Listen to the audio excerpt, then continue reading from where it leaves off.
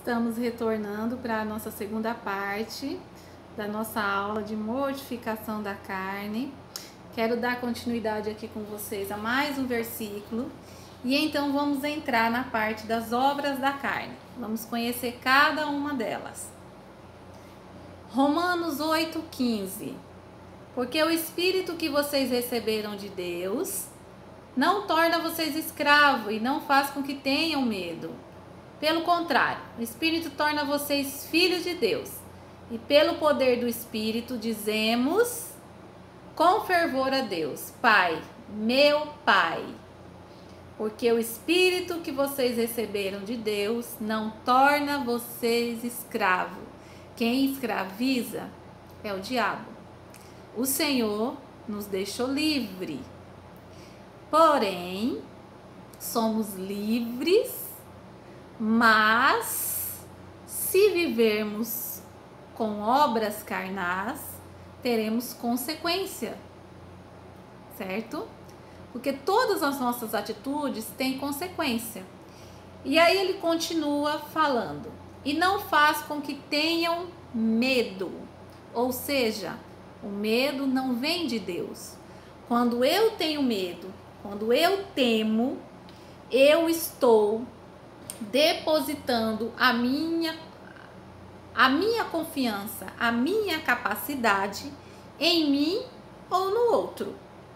De alguma forma, eu não estou acreditando no que a palavra diz. Porque se a palavra diz que o Senhor vela por cada um dos seus filhos, então ele está cuidando. O que é velar? Velar, quando uma pessoa está sendo velada, significa que tem alguém ali o tempo todo olhando por ela. Então o Senhor cuida de nós, o Senhor nos protege, o Senhor nos livra. E tudo isso está na palavra dele. Então, no momento em que o medo quiser nos pegar, nós devemos nos apegar a essa palavra. Por isso, a importância de conhecermos as promessas de Deus. A importância de sabermos quem é Deus. A importância de conhecermos a profundidade do amor de Deus, para que nas horas em que o inimigo jogar na nossa mente, de alguma forma, qualquer tipo de medo, nós venhamos nos pegar à palavra do Senhor, declarar a palavra e viver essa palavra.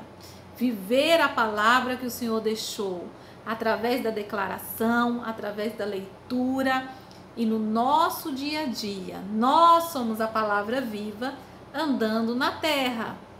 Não é isso? Nós vimos aí na primeira parte. Somos o próprio Jesus a todo tempo.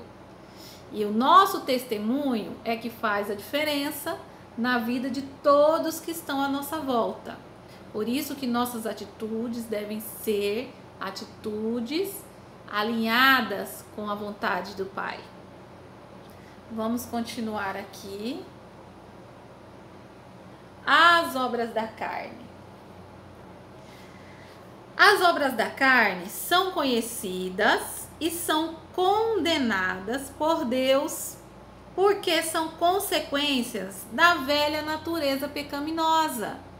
Ou seja, quando eu não conhecia Jesus, quando eu não aceitei Jesus, eu vivia essa vida de obras, eu cometia essas obras e aquilo de qualquer forma, da forma que fosse, não me atingia. Por quê? Lembra que eu falei que nós vivemos contra a multidão? Porque eu estava de acordo com a multidão. Eu estava em concordância com a maioria. Então, quando eu entro em concordância com a maioria, ninguém me olha atravessado. Ninguém vai apontar, ninguém vai ficar surpreso com alguma atitude minha, porque são atitudes normais. Por exemplo, hoje em dia é normal as pessoas brigarem, vamos supor, casais que brigam no meio da rua, que jogam as coisas pela janela, ou que brigam em bares. Por quê? Porque isso é tratado como natural, até mesmo na na televisão, nas novelas, certo? Eu não assisto novela, mas já assisti. Então, eu via muito isso e eu dizia, meu Deus, como pode, né? Tratarem isso como natural. E na verdade, fica como se fosse algo atrativo, algo emocionante, né? Eles querem passar. E as pessoas naturais, elas vão reproduzindo esse comportamento. E na verdade é um comportamento pecaminoso, é um comportamento de obras carnais, é um comportamento que me leva a atitudes totalmente emocionais, sem reflexão, sem nenhum tipo de tolerância, sem nenhum tipo de, como que se diz? Eu não me preocupo com as consequências dos atos. E eu cometo e vivo normalmente. Todo mundo faz, eu também faço e vamos viver assim. E não é assim que o Senhor quer que nós, como filhos, venhamos viver. Ele quer que nós tenhamos atitudes diferentes daquelas que tínhamos no passado. Estamos vivendo contra a multidão. Contra a multidão, nós agimos totalmente diferente da multidão. Vamos ler lá em Gálatas 5, o 19 até o 21. Vamos conhecer quais são essas obras da carne que o Senhor abomina. Porque as obras da carne são manifestas, as quais são adultério, fornicação, impureza, lascívia, idolatria, feitiçaria, inimizades, porfias, emulações, iras, pelejas, dissensões, heresias, inveja, homicídio, bebedice, glutonarias e coisas semelhantes a essas, acerca das quais vos declaro, como já antes vos disse, que os que cometem tais coisas não herdarão o reino de Deus. Então, eu sempre faço essa pergunta para os meus alunos. Um crente carnal pode ser salvo? Infelizmente, vocês não estão aqui para me responder. E eu vou dizer que, sim, um crente carnal, ele pode ser salvo. Porém, já que eu não posso julgá-lo, e o Senhor conhece o coração de cada um. Ele pode ser um crente que ele teve durante toda a vida dele uma dificuldade de escutar o Espírito Santo de Deus, mas o Senhor conhece o coração dele e de alguma forma ele conseguiu ainda assim se arrepender e ser salvo, certo? Porém, quando diz nesse versículo, tais coisas não herdarão o reino de Deus, não está falando do reino celestial, vindouro, da vida. Eita, fugiu a palavra. Sempre acontece isso comigo. Da vida que vamos viver no céu. Ele está falando deste reino agora. Jesus disse que é chegado o reino de Deus. Então, o reino de Deus é para este tempo. Nós estamos vivendo agora o reino de Deus. Mas como assim? O Senhor não está reinando. Eu não estou vendo Jesus aqui reinando. Mas a palavra diz que ele reina. E a palavra diz que eu estou sentada em regiões celestiais. Mas eu só tomo posse daquilo que faz parte do reino de Deus se eu não viver uma vida de obras carnais. Eu só consigo receber a minha herança, saborear cear da minha herança, desfrutar da minha herança, se eu viver uma vida alinhada com a palavra. Se eu não estiver alinhada com a palavra, eu não tenho como sequer saber que eu tenho direito. Na verdade, são pessoas que conheceram a Jesus. Eu aceitei Jesus, tomei a atitude de aceitar Jesus. E elas acreditam que bastou. Agora é só ir para a igreja, ficar lá de 1 hora a 2 horas, dependendo da igreja, voltar para casa, fazer tudo o que elas gostam e tudo o que elas querem, do jeito que elas quiserem, e ir para a igreja novamente no domingo. E elas serão salvas. Como eu disse, pode ser que elas sejam salvas. Porém, elas estão perdendo o melhor de Deus nessa terra. Por quê? Elas podem ter dinheiro, mas nunca terão paz. Porque a paz que excede todo entendimento vem do Pai. Então, eu só recebo essa paz quando eu escuto a voz de Deus. Se eu não estou escutando a voz de Deus, eu não estou conseguindo receber essa paz. Se o Espírito Santo está dentro de mim e eu deixo que ele fique lá guardadinho, quietinho, ele não nos faz escravo, ele nos faz livre. Então ele nos dá esse livre-arbítrio. A escolha é minha. Eu posso ter o Espírito Santo dentro e não querer fazer a vontade dele, mas eu vou para a igreja, mas eu escuto a palavra, mas eu faço parte de algumas coisas e eu acredito que assim eu vou ser salva. Mas será que eu estou realmente vivendo o propósito do Pai?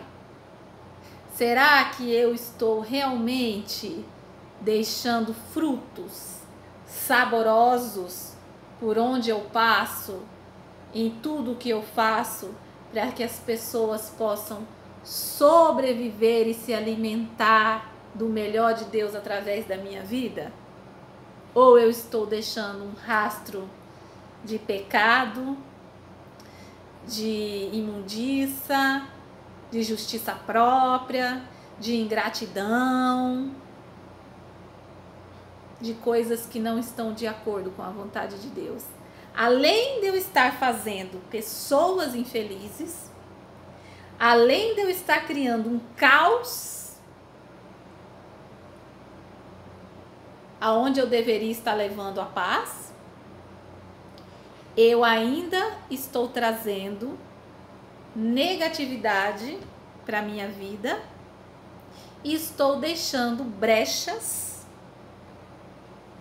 em todas as áreas da minha vida para que o inimigo possa tocar.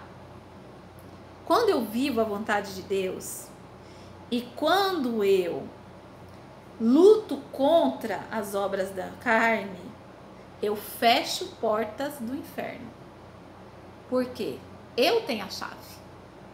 Jesus me deu a chave. Mas quando eu vivo uma vida de pecado,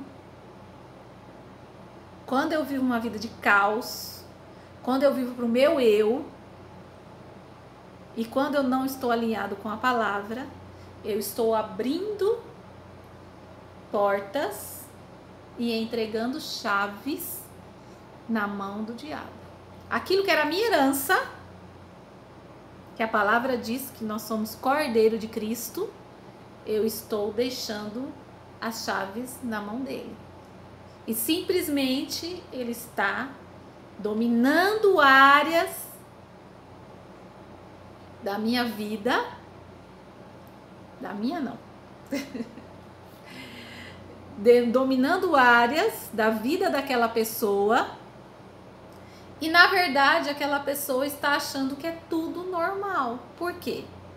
Porque começou lá atrás, quando o Espírito Santo disse assim: olha, agora você aceitou Jesus, eu vou te ajudar a parar de fumar.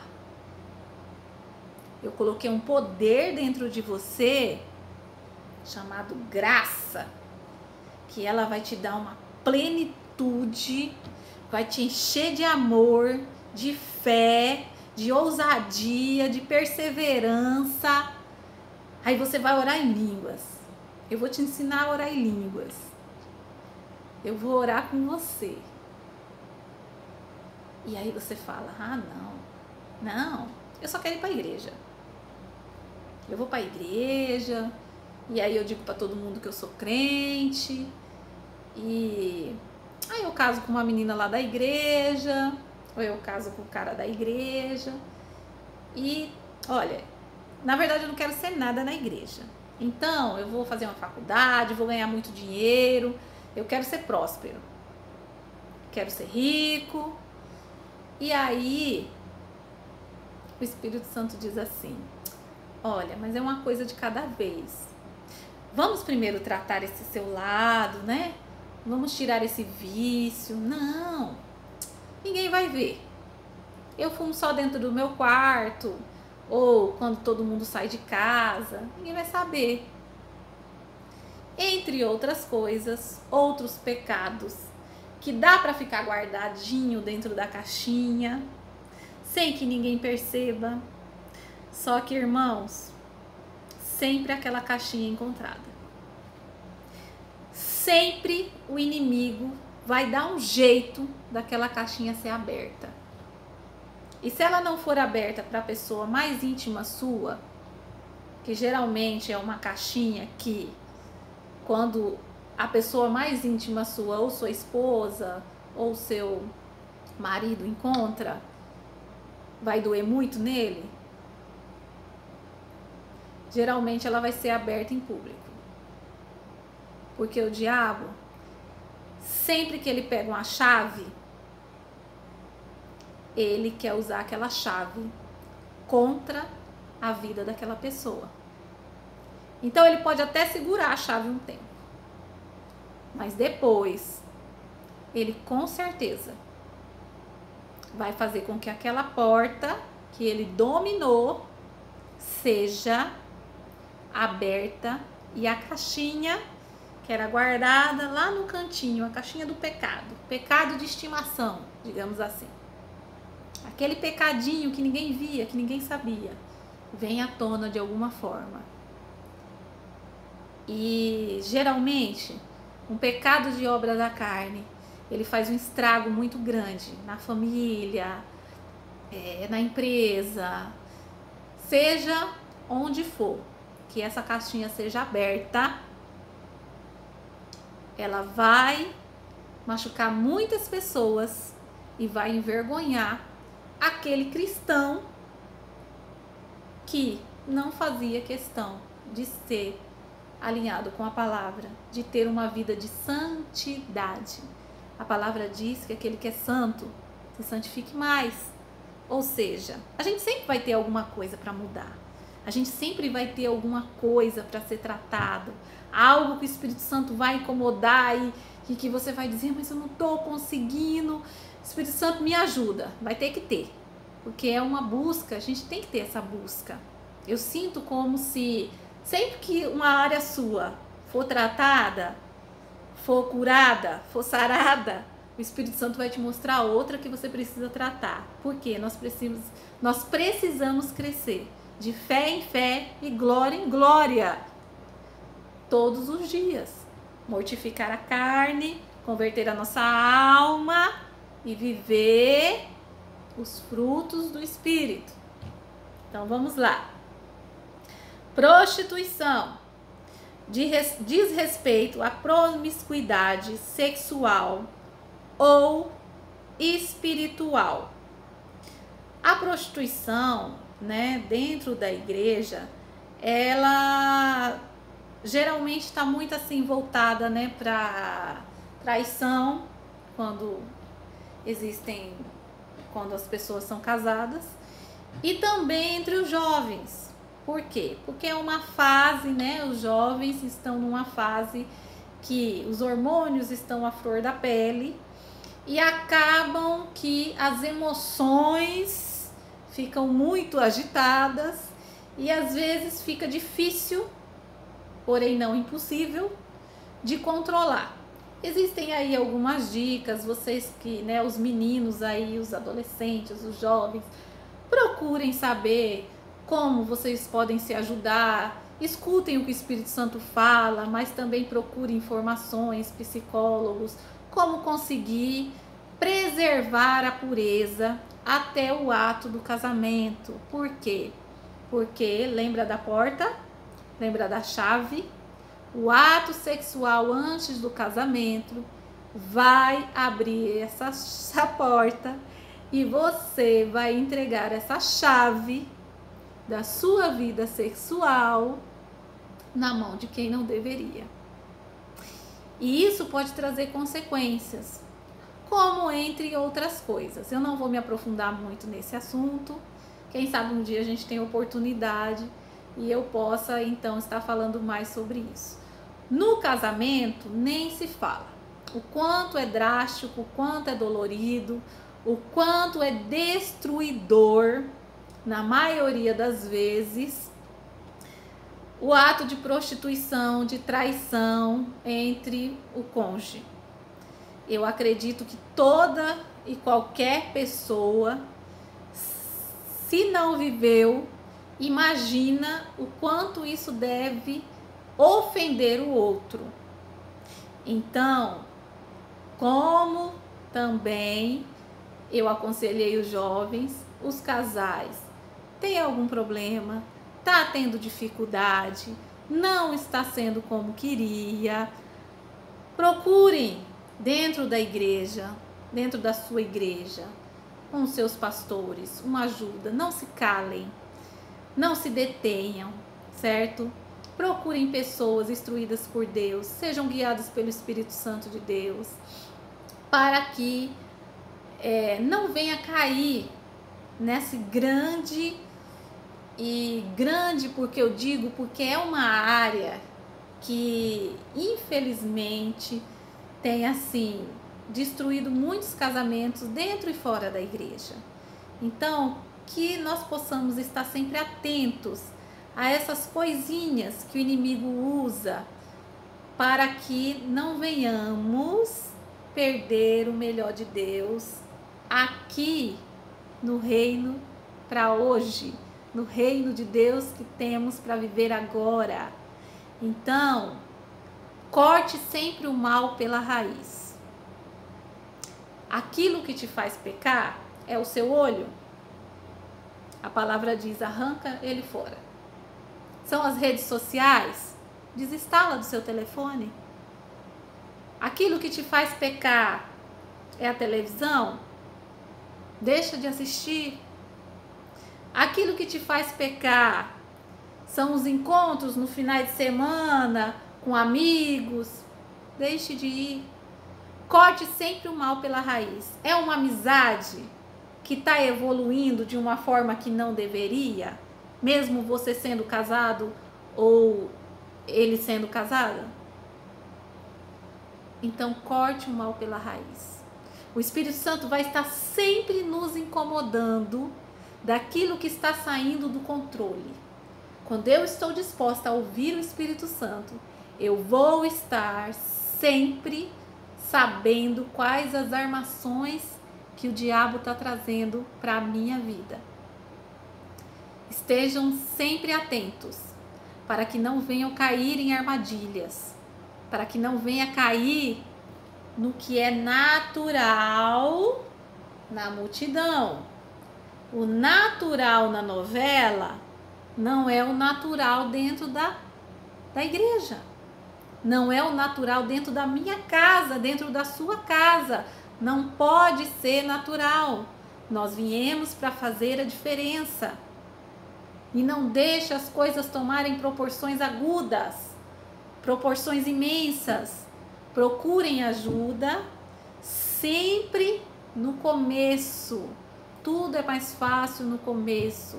Converse com seu cônjuge, converse com sua parceira, converse com quem você é, o seu pai espiritual, a sua mãe espiritual. Compartilhe para que isso não crie uma proporção a qual depois vai ser difícil de juntar. Vamos para o próximo. Impureza. Pensar da maneira contrária à inocência de Deus. Colocou, através do seu Espírito em nós, pensar nas coisas sujas e mundanas, ao invés das coisas do alto. Eu falei isso na outra aula de graça, né? Que incrível como a palavra de Deus, ela ensina a gente a pensar, a agir, a fazer tudo. Então, os nossos pensamentos, ele deve estar sempre elevado às coisas de Deus, às coisas do céu. Quando vou dar um exemplo pessoal. Quando eu passo o dia escutando pregação, lendo a palavra e conversando com pessoas que falam de Deus, testemunhando, e aquilo fica sendo uma rotina no meu dia, geralmente quando eu durmo, o meu subconsciente, não é que eu sonho não, mas eu sinto como se o meu subconsciente ficasse processando todas aquelas informações, e eu sempre acordo com algo mais de Deus ainda dentro de mim. Sempre acordo com uma palavra, uma revelação, algo que o Senhor, durante a noite ali, saiu. Às vezes eu acordo no meio da noite e aquela revelação vem, e é muito bom. Ou seja, é uma conexão diária, uma conexão hora após hora. Claro que vai ter dias que a vida corrida, isso, aquilo, outro, acaba te tirando um pouco do foco. Porém, o que está dizendo aqui é que quando vierem pensamentos impuros, pensamentos que você sabe que não são de Deus e que não vão te preencher e que não vão te fazer se aproximar mais de Deus, eu combato. Simplesmente. E como eu combato pensamentos? Que às vezes é difícil. Principalmente quando é algo que te incomoda muito. Aquilo vem na sua mente sem que você queira. Quando você vê, você está pensando. Aí eu descobri um segredo. Ora em línguas. Sempre que vierem pensamentos impuros, pensamentos contrários, coisas que você não quer, que você não aceita, que não está alinhada com a palavra de Deus, pensamentos ruins sobre outras pessoas, sem querer, quando você vê, você está pensando sobre algo que alguém falou e disse, ou algo que aconteceu. Então, o que é que você faz? Ora em línguas. Quando você começa a orar em voz alta, os pensamentos vão embora. Ora em línguas, declare a palavra, leia a palavra em voz alta, e você vai expulsar da sua mente tudo aquilo que é impuro, tudo aquilo que não te preenche em nada, que não vai te fazer crescer espiritualmente. Coloque para fora. Não retenha o que não é de Deus. Não administre coisas que não é de Deus dentro de você. Sempre que vir, manda embora. Manda embora. Senhor, eu não estou conseguindo, esses pensamentos estão me perseguindo. Vai orando em línguas. Vai declarando a palavra, que você vai ver que eles vão sumindo. Eles vão desaparecendo e vai ficando isso. Vai ficando a palavra, vai ficando o amor de Deus, vai ficando a plenitude de Deus, vai vindo a revelação, e você vai, na verdade, mergulhando neste rio e entendendo mais e mais e mais do nosso Senhor e vivendo mais e mais e mais essa palavra. Eu vou parar agora, vamos dar continuidade novamente daqui a pouco.